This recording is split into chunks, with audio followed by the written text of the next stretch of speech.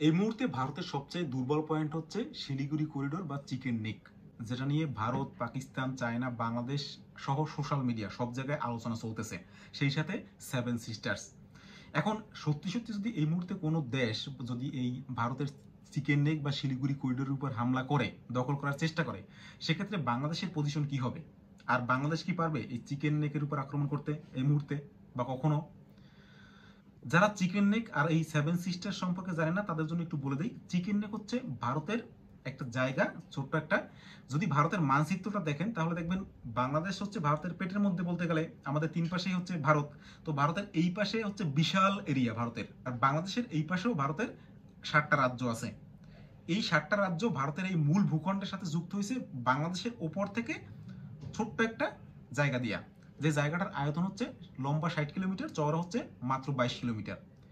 তো এটা chicken neck এই কারণে বলা হয়, চিকেন মুরগি, নেক মানে গলা, মুরগির গলা। তো যদি মানচিত্রে আপনি দেখেন তাহলে দেখলে মনে হবে যেন মুরগির শরীর হচ্ছে এই পাশটা, মানে ভারতের মূল ভূখণ্ড, আর এই পাশে হচ্ছে মুরগির মাথাটা, আর ওই যে বাংলাদেশের উপর থেকে যে চিকন জায়গাটা এটা হচ্ছে মুরগির গলা। এই জন্য বলা হয় চিকেন নেক। বেসিক্যালি জায়গাটার নাম হচ্ছে শিলিগুড়ি করিডোর। এই শিলিগুড়ি করিডোর থেকেই হচ্ছে ভারতের সাথে এই পাশের যে তাদের 7টা রাজ্য আছে তাদের সাথে কানেক্ট হয়। ব্যবসা বাণিজ্য, যোগাযোগ ব্যবস্থা, ট্রেড, যা কিছু সব এই 22 কিলোমিটার যে চওড়া রাস্তাটুক এইটার মধ্যে থেকেই হয়। আর এই পাশে যে 7টা রাজ্য, এই 7টা রাজ্যকে একসাথে সেভেন সিস্টার্সও বলা হয়। তো এই হচ্ছে চিকেন নেক আর সেভেন সিস্টার্স। এখন চিকেন নেক নিয়ে ভারত এত উদ্বিগ্ন কেন আর দুর্বল পয়েন্ট কেন? এই চিকেন নেক মাত্র 22 কিলোমিটার চওড়া জায়গাটার মধ্যে 3টা দেশের বর্ডার ওইখানে কানেক্ট: ভুটান, নেপাল, বাংলাদেশ। আগে ছিল 4টা, সিকিমের বর্ডার কানেক্টেড ছিল, কিন্তু সিকিম এখন ভারতের একটা অংশ, এই জন্য সিকিমকে ধরা হয় না। নেপাল, ভুটান, বাংলাদেশ। আর এই নেপাল, ভুটান আর সিকিমের ঠিক উপরেই হয়েছে চায়না। এখন নেপাল, ভুটান আর বাংলাদেশ, এই 3টা দেশের মধ্যে কাদের শক্তি আছে সেখানে আক্রমণ করার ভারতের এই চিকেন নেকে? ভুটান করবে না, নেপাল চাইলেও করতে পারবে না, বাংলাদেশও পারবে না একা। নেপাল বা ভুটান কারো থেকেই সরাসরি আক্রমণের ভয় নেই ভারতের। এই 3টা দেশের কেউই সরাসরি আক্রমণ করতে পারবে না। ভয় হচ্ছে চায়নাকে নিয়ে। চায়না আগে থেকেই এই চিকেন নেকের উপর নজর দিয়ে রাখছে। সে যদি চিকেন নেক দখল করতে পারে তাহলে এই পাশের বাকি যে রাজ্য আছে 7টা, তার মধ্যে 2টা রাজ্য সে নিয়ে নিতে পারবে তাদের আন্ডারে। অরুণাচল প্রদেশ নিতে পারবে, একটু একটু করে তারা অলরেডি আগাচ্ছে সেখানে। এই কারণে ভারত জানে যে চিকেন নেকের উপরে হামলা একমাত্র চায়না করবে। আর চায়না কিভাবে করবে? সরাসরি তো আসবে না, কোনো একটা দেশের ভায়া হয়ে আসবে, এই ভুটান, নেপাল বা বাংলাদেশের। তো ভুটানে 2017 সালে চায়না চেষ্টাও করছে, 2017 সালে ডোকলামে একটা ঘাঁটি গেড়ার চেষ্টা করছিল, কিন্তু ভারতীয় সেনাবাহিনীর কারণে সেখানে ঘাঁটি গাড়তে পারে নাই। আর নেপালে এত ঋণ দিয়ে রাখছে, এখন নেপালে সে চাইলেই ঘাঁটি গাড়তে পারে, কিন্তু নেপাল সরাসরি ভারতের বিপক্ষেও যাইতে পারতেছে না, আবার সরাসরি চায়নার পক্ষেও যাইতে পারতেছে না। একটা দোনামোনা চলতেছে সেখানে। কারণ নেপাল থেকে আক্রমণ করা সহজ চায়নার জন্য। নেপালের বর্ডার থেকে, নেপালের যে এই শিলিগুড়ি বর্ডার, সেখান থেকে নেপালের সাথে চাইনিজের বর্ডার মাত্র 41 কিলোমিটার দূরত্ব সেখানে। কিন্তু নেপালের বর্ডার থেকে যদি চায়না আক্রমণ করতে যায় তাহলে সেখানে সম্ভব হবে না, তারা সাকসেসফুল হতে পারবে না। এই জন্য বাকি থেকে হচ্ছে বাংলাদেশ। এখন এই সিচুয়েশনটা এমন না যে এই নতুনই তৈরি হয়েছে, এই সিচুয়েশনটা অনেক আগে থেকে চলে আসছে। যখন ব্রিটিশরা ভাগ করে দিয়ে গেছে তখন থেকে এই জিনিসটা চলে আসছে। তো ভারতও এটা জানতো যে তাদের এই পাশের যে 7টা রাজ্য, এর সাথে কানেকশন মাত্র এই 22 কিলোমিটার এরিয়া থেকে। তো যদি এই 22 কিলোমিটার এরিয়া কেউ দখল করে নেয় তাহলে আমাদের হাতছাড়া হয়ে যাবে বাকি 7টা রাজ্য। এই জন্য ভারতও সবসময় অল্টারনেটিভ ওয়ে খুঁজতেছিল।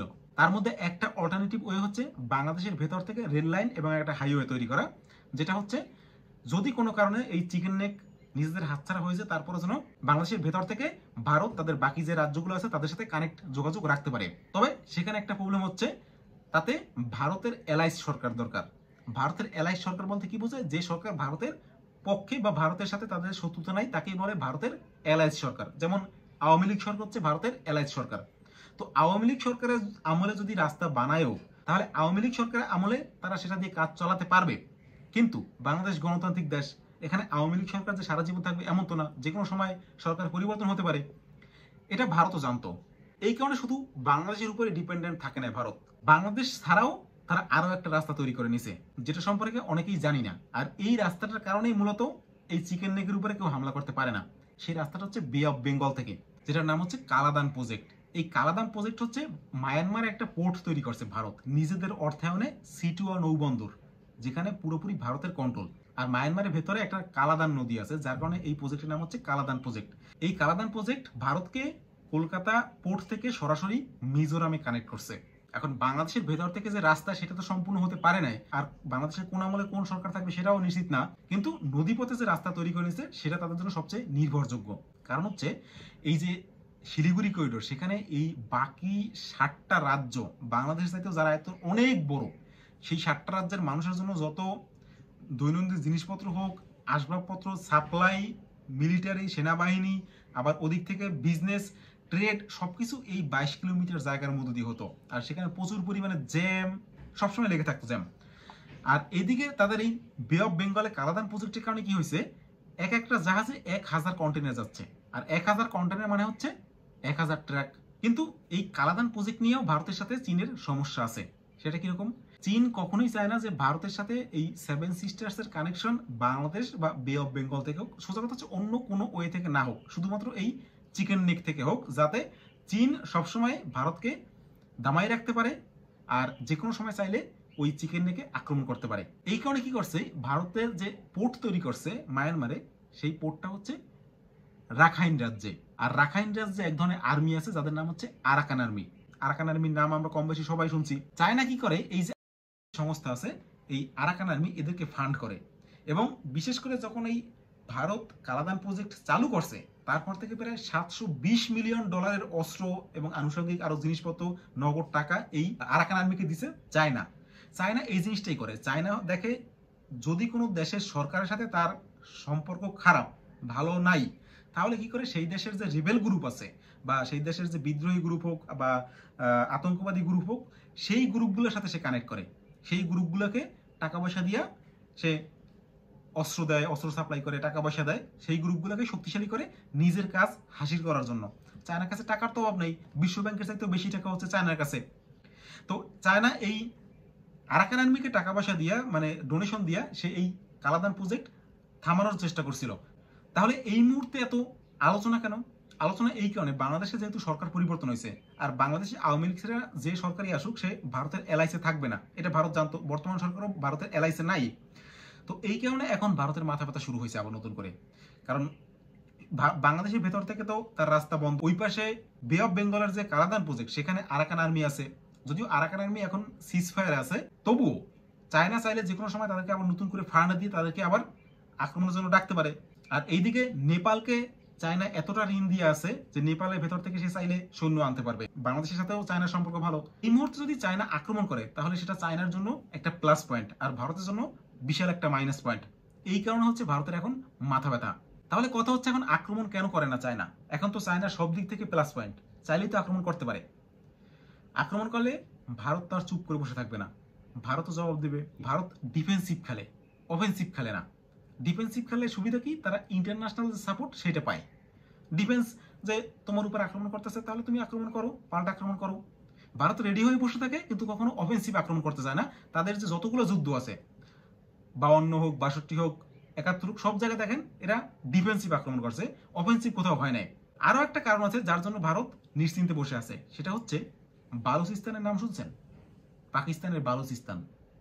বালুচিস্তানও এই চিকেন নেকে বর্তমান সময় একটা বড় একটা ভূমিকা পালন করতেছে।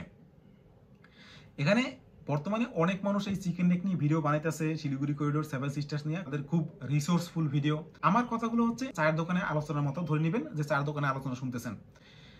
তো বালুচিস্তান কিভাবে একটা বড় রোল প্লে করতেছে? বালুচিস্তান পাকিস্তানের একটা বিশাল এরিয়া জুড়ে আছে জায়গা। এখন এই বালুচিস্তানের মানুষের সাথে পাকিস্তান বরাবর থেকেই অত্যাচার করে আসছে। বালুচিস্তান কিন্তু প্রথমে পাকিস্তানের সাথে ছিল না। 1948 সালে যখন ভারত পাকিস্তান আলাদা হয়, তখন এই পাকিস্তানের সাথে বালুচিস্তান ছিল না। বালুচিস্তান প্রথম থেকে একটা স্বাধীন দেশ তারা ঘোষণা করে বসছে। 1947 সালে বালুচিস্তান পাকিস্তানের মধ্যে ছিল না। 1948 সালে তাদেরকে পাকিস্তানের মধ্যে জোর জবরদস্তি করে হোক আর যেভাবে হোক নেওয়া হয়। এখন এই বালুচিস্তানের মানুষের সাথে তারা কি ব্যবহার করে জানেন? 1971 সালের আগে এই বাংলাদেশে, মানে পূর্ব পাকিস্তানের মানুষের সাথে যেভাবে ব্যবহার করতো, যে পশ্চিম পাকিস্তানের যে পাঞ্জাবি মুসলমানরা ছিল, তারা বলতো যে তোমরা কিসের মুসলমান, মুসলমান তো অ্যাকচুয়াল আমরা হচ্ছে অরিজিনাল মুসলমান, তোমরা হচ্ছে খাটো, কালো, এই ধরনের অবজ্ঞা তো করতোই। তারপরে যত রিসোর্স ছিল এই পূর্ব পাকিস্তান থেকে টোটাল পাকিস্তানে মেজরিটি অফ দ্য রিসোর্স নিতে হচ্ছে এই পূর্ব পাকিস্তান থেকে, আর এই পূর্ব পাকিস্তানে বাজেট দিতে হচ্ছে মাত্র কয়েক পার্সেন্ট, নগণ্য। তো এই জিনিসটা বালুচিস্তানের সাথে তারা করে আসছে। বালুচিস্তান থেকে গ্যাস নিবে। বালুচিস্তান হচ্ছে একটা সমৃদ্ধশালী জায়গা বলা যায়, স্বয়ং সম্পূর্ণ। পৃথিবীর সবচেয়ে বড় গোল্ড ভান্ডার হচ্ছে এই বালুচিস্তানে। গ্যাস, মিনারেল রিসোর্স এত এই বালুচিস্তানে, কিন্তু বালুচিস্তানের জনসংখ্যা হচ্ছে একদম কম। আর এই কারণে বালুচিস্তান থেকে পাকিস্তান গ্যাস নেয়। একটা জিনিস বুঝেন যে পাকিস্তানের সবচেয়ে গ্যাস ফ্যাক্টরি, সুই গ্যাস ফ্যাক্টরি, সেটা হচ্ছে বালুচিস্তানে। বালুচিস্তান থেকে গ্যাস নিয়ে পাকিস্তানের লাহোর, তারপরে হচ্ছে ইসলামাবাদ, তারপরে করাচিতে সাপ্লাই দেয়। অথচ বালুচিস্তানের মানুষ এখনো লাকড়ি দিয়ে, মানে কাঠ দিয়ে রান্না করে। এখানে বালুচ লোকজন, মানে বালুচ লোকজন আবার একটা সংগঠন আছে যার নাম হচ্ছে বালুচ আর্মি। এই বালুচ আর্মির সাথে পাকিস্তান আর্মির শুরু থেকেই সংঘর্ষ হয়ে আসছে, মারামারি কাটাকাটি চলতে থাকে। এই কারণে মূল পাকিস্তান আর্মির সাথে বালুচের লোকজনের সম্পর্ক ভালো না, তারা পাকিস্তান থেকে আলাদা হতে চায়। আর এরই মধ্যে চায়নাও সেখানে ঢুকে আছে। চায়না এই বালুচিস্তানের একটা পোর্ট বানাইছে এবং সেখানে হিউজ পরিমাণে ইনভেস্ট করছে। ইনভেস্ট এমন যে চায়না সেখানে বালুচিস্তানের মধ্যে, শহরের মধ্যে একটা শহর বানাতে চাইছিল, যে সেখানে 20,000 চাইনিজ থাকবে, তাদের যে কর্মী আছে ওইখানে কাজ করার জন্য। কিন্তু বালুচিস্তানের মানুষ সেটাও হতে দেয় নাই। এখন এই বালুচিস্তানের বর্ডার হচ্ছে 3টা দেশের সাথে, পাকিস্তান, আফগানিস্তান, ইরান।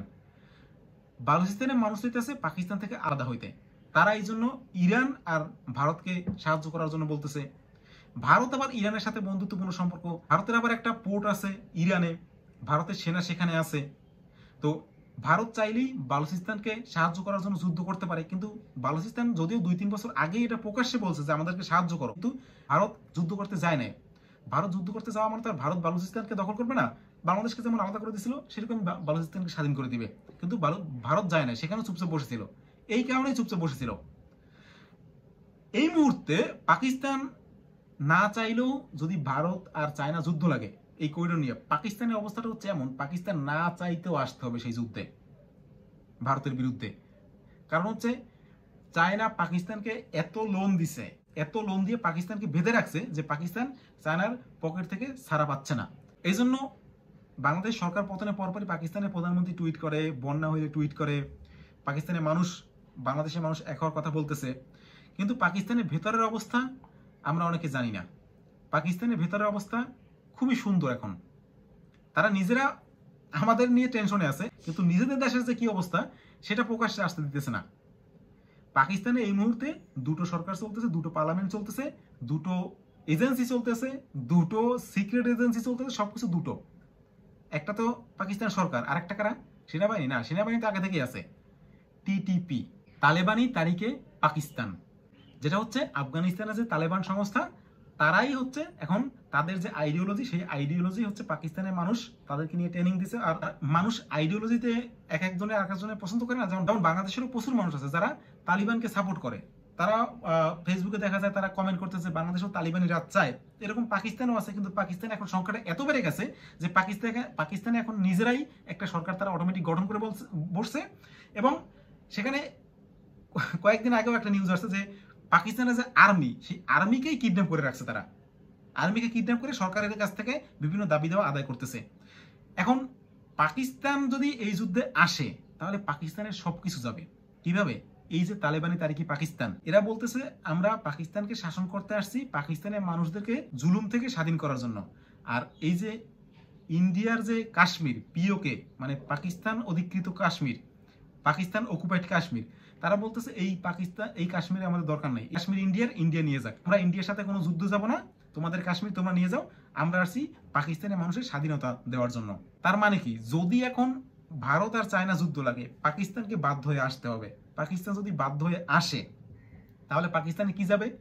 ওই দিক থেকে ভারত বেলুচিস্তানে আক্রমণ করবে, তাহলে পাকিস্তানের হাত থেকে বেলুচিস্তান যাবে।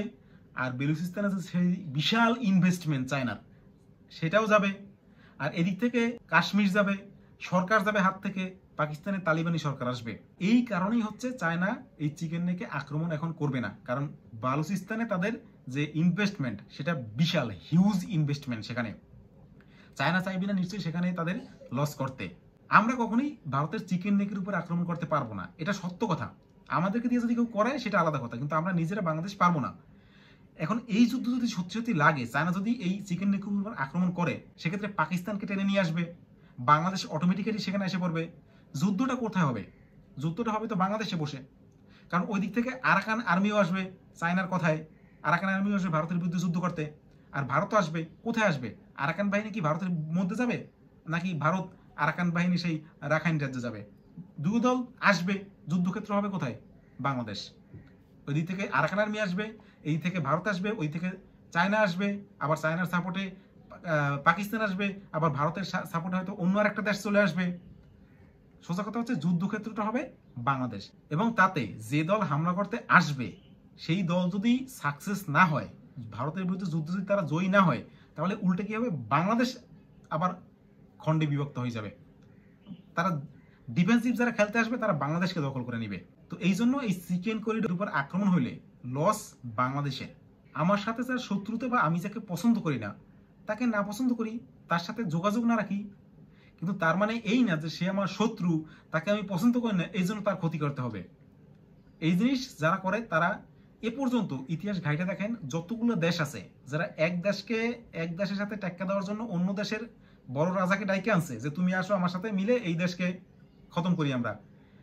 এই ধরনের যেগুলো ছিল, বা যে কোনো যদি কোনো বড় রাজা যে অন্য একটা দেশকে খতম করা লাগবে, তার শত্রু এই জন্য আরেকটা ছোট দেশের কাছে গিয়ে বলছে তোমার তো অন্যায় করতেছে, তুমি আর আমি মিলে আক্রমণ করি, তোমাকে অনেক কিছু দেবো অনেক। এই ধরনের লোভে যারা ফাঁসছে তাদের অবস্থা খুব করুণ হয়েছে। এই জন্য আমরা কারো শত্রু তার মানে এই না যে তার চলো তার উপর আক্রমণ করি। সে শত্রু, সে তার অবস্থানে থাকুক, আমরা আমার অবস্থানে থাকি, চুপচাপ থাকি।